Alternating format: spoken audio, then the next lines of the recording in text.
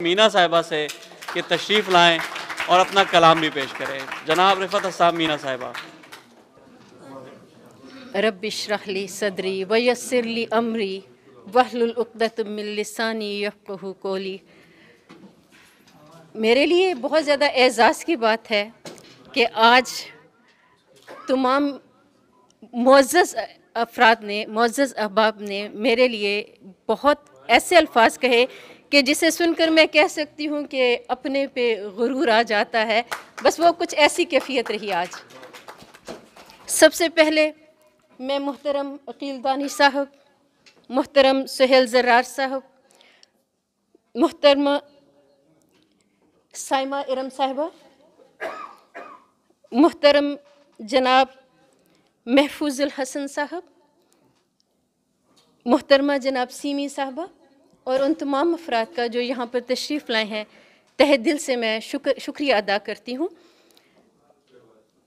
اور میں بے حد اس بات میں ممنون ہوں کہ بزم سخن نے میرے لیے ایک اس محفل کا انعقاد کیا۔ وہ اس میں ایک مصرع عموماً ایسے میں یاد آ جاتا ہے، کہاں میں کہاں یہ مقام، اللہ اللہ۔ مینائے غزل میرے لیے آپ یوں سمجھ لیں کہ یہ وہ خواب ہے جس کی مجھے تعبیر ملی جو میں نے دیکھا نہیں تھا۔ میں نے کبھی سوچا نہیں تھا کہ میں بھی کوئی کتاب لکھ سکوں گی، اور وہ بھی شاعری کی کتاب لکھ سکوں گی، یہ تو میرے بالکل تصور میں نہیں تھا۔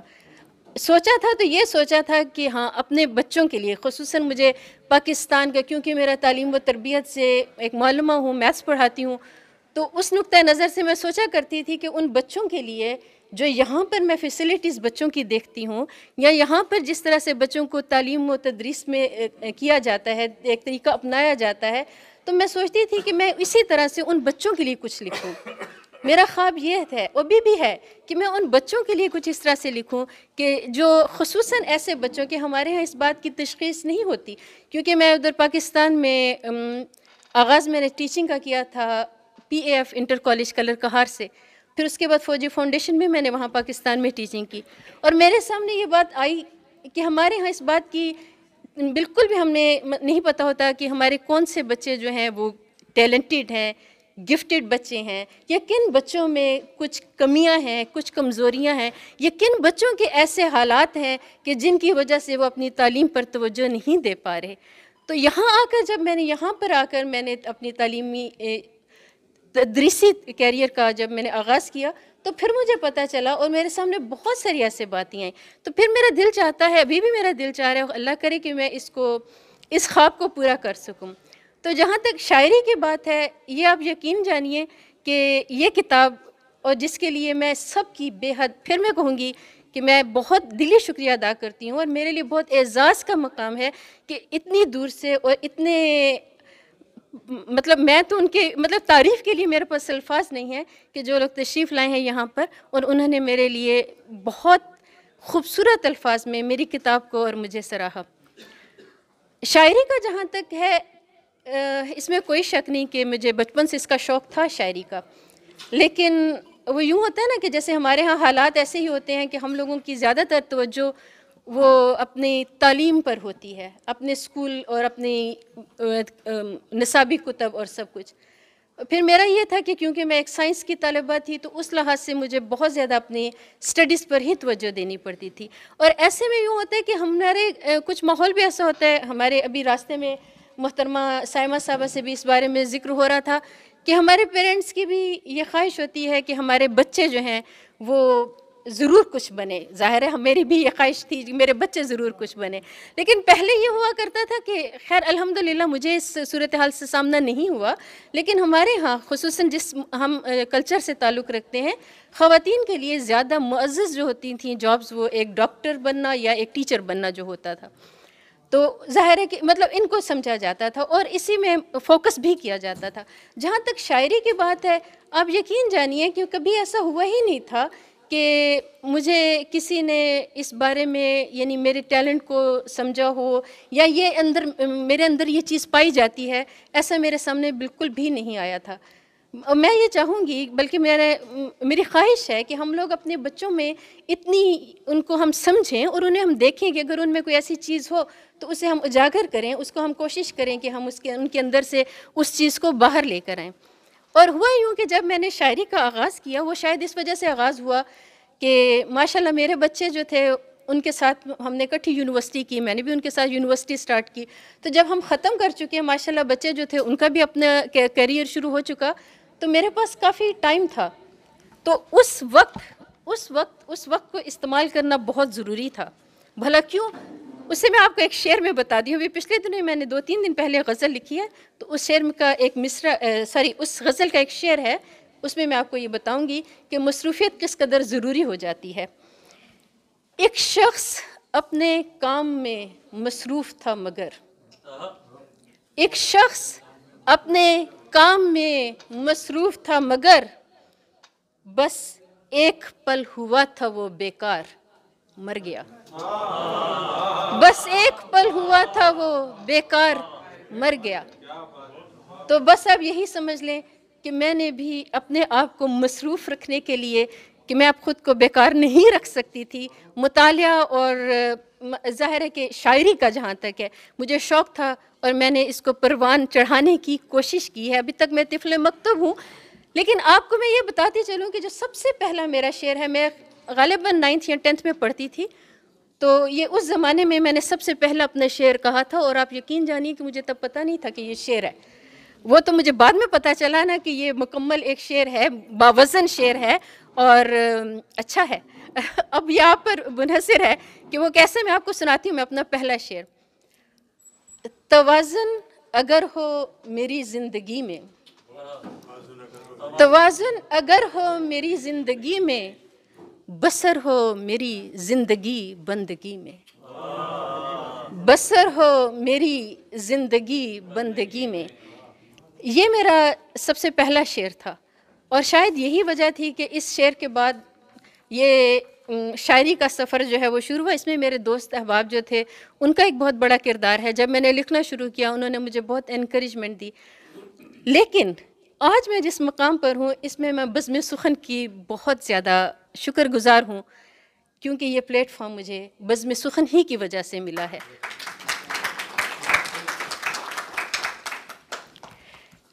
اب باتیں میرا خیال ہے زیادہ، اور کیا آپ کو میں بتاؤں، اپنے بارے میں کافی کچھ بتا چکی ہوں، تو میں آپ کو ایک اپنی غزل جو ہے وہ سنانا چاہوں گی۔ میرے پاؤں کو تو ڈگر لگ گئی ہے، میرے پاؤں کو تو ڈگر لگ گئی ہے، تجھے بھی میرے ہم سفر لگ گئی ہے۔ میرے پاؤں کو تو ڈگر لگ گئی ہے، تجھے بھی میرے ہم سفر لگ گئی ہے۔ نہ جانے میں کیوں اس قدر آج خوش ہوں، نہ جانے میں کیوں اس قدر آج خوش ہوں، مجھے شاید تیری نظر لگ گئی ہے، مجھے شاید تیری نظر لگ گئی ہے۔ بری ہے محبت کی لت جانتی تھی، بری ہے محبت کی لت جانتی تھی، بہت بچنا چاہا مگر لگ گئی ہے، بہت بچنا چاہا مگر لگ گئی ہے، بہت بچنا چاہا مگر لگ گئی ہے۔ بری ہے محبت کی لت جانتی تھی، بری ہے محبت کی لت جانتی تھی، بہت بچنا چاہا مگر لگ گئی ہے۔ کسی نے مجھے شاید دل سے دعا دی، کسی نے مجھے شاید دل سے دعا دی، میری رات کو بھی سحر لگ گئی ہے۔ کسی نے مجھے شاید دل سے دعا دی، میری رات کو بھی سحر لگ گئی ہے۔ لگائیں تھی میں نے تو پھولوں کی بیلیں، لگائیں تھی میں نے تو پھولوں کی بیلیں، یہ تنہائی کیوں میرے گھر لگ گئی ہے، یہ تنہائی کیوں میرے گھر لگ گئی ہے، قصور اس میں میرے ہی نسیان کا تھا، قصور اس میں میرے ہی نسیان کا تھا، جو تجھ سے میری چشم تر لگ گئی ہے،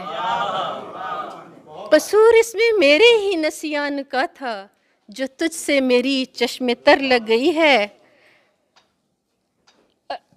اثر تجھ کو ہوتا نہیں، اثر اس کا تجھ کو نہیں ہوتا مینا، اثر اس کا تجھ کو نہیں ہوتا مینا، اثر میں کا تجھ کو نہیں ہوتا مینا، ظاہر ہے مینا ہو تو میں نہ ہو تو ذرا مشکل کام ہو جاتا ہے، اثر میں کا تجھ کو نہیں ہوتا مینا، نگوڑی تجھے بے اثر لگ گئی ہے، نگوڑی تجھے بے اثر لگ گئی ہے، میرے پاؤں کو تو ڈگر لگ گئی ہے، تجھے بھی میرے ہم سفر لگ گئی ہے۔ چند اشعار اس کتاب کے نام، آپ کی اجازت ہو تو۔ جب میں نے اب کتاب کا سفر یہ شروع کیا، مجھے نہیں پتا تھا کہ اس کا واقعی بہت تلخ تجربہ ہوتا ہے، لیکن مجھے ہوا اور ابھی تک ہو رہا ہے، جب سے یعنی میں نے کتاب پبلشنگ کے بعد سے، بلکہ پبلشنگ کا سفر ہی مشکل تھا، اب یوں سمجھ لیں کہ کتاب کا سفر مشکل تھا، بیکاز کہ وہ ساری ہی چیزیں اس میں آ جاتی ہیں، تو اس کو ظاہر ہے کہ اب ایک شاعرہ ہو اور وہ اپنے کتاب کے سفر کو بیان نہ کرے تو ذرا مشکل سا ہوتا ہے۔ شروع کیا محبتوں سے انتصاب کا سفر، شروع کیا محبتوں سے انتصاب کا سفر، مگر بہت ہی تھا کٹھن میری کتاب کا سفر، مگر بہت ہی تھا کٹھن میری کتاب کا سفر، بڑے تھے سارے لوگ اور تھیں اونچی ان کی پگڑیاں، بڑے تھے سارے لوگ اور تھیں اونچی ان کی پگڑیاں، انہوں نے دے دیا مجھے بڑے حساب کا سفر، انہوں نے دے دیا مجھے بڑے حساب کا سفر۔ چند اور اشعار ہیں، میں پوری غزل نہیں پڑھنا چاہوں گی۔ کشاکش حیات و موت میں تھا سارا یہ جہاں، کشاکش حیات و موت میں تھا سارا یہ جہاں، نہال کر گیا سبھی کو ایک سحاب کا سفر، نہال کر گیا سبھی کو ایک سحاب کا سفر، صدا سے گردشوں میں مینا ہے تمہاری زندگی، صدا سے گردشوں میں مینا ہے تمہاری زندگی، کہاں پہ ختم ہوگا یہ اضطراب کا سفر، اور مجھے معلوم نہیں کہ اضطراب کا سفر جو ہے وہ کہاں پر ختم ہوگا۔ بہرحال میں ایک دفعہ پھر آپ سب سامعین سب اور جن لوگوں نے مضامین پڑھے ہیں سب کے لیے میں دلی شکریہ ادا کرتی ہوں، بہت بہت شکریہ۔